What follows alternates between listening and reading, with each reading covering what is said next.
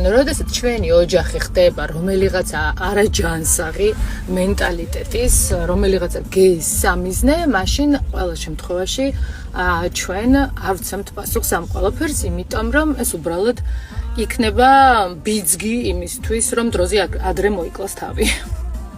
აქედან გამომდინარე, არა მარტო არაჯანსაღ მენტალიტეტის მქონე ადამიანებს, არამედ ზოგადად ბოროტ ადამიანებს ვფიქრობ, რომ არასოდეს პასუხი არ უნდა გასცეთ და არ უნდა მისცეთ მიზეზი იმისათვის, რომ საკუთარი თავი კიდევ უფრო მეტად დაანგრიონ, კიდევ უფრო მეტად დაუშავონ თავიანთ საცოდავ ცხოვრებას და აქედან გამომდინარე, თქვენ უნდა დარჩეთ იმ ლეველზე, რომელზეც ხართ დღეს და იქნებით კიდევ უფრო მაღლა, ხოლო ისინი უნდა დატოვოთ იქ, სადაც არიან.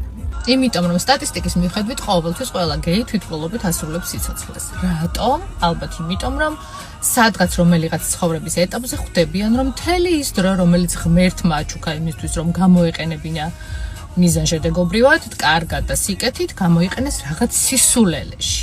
ჯიჯგნეს საკუთარი სხეული რაღაც უაზროდ, მოკლედ ყველაფერი საზისხრობა დამართეს საკუთარ თავს. და მომავალში ხო უნდა გქონდეს რაღაცა, რასაც ტოვებ შენს უკან. რას ტოვებენ? სიცარიელეს. სწორედ ამიტომაც სტატისტიკის მიხედვით ისინი თვითმკვლელობით ასრულებენ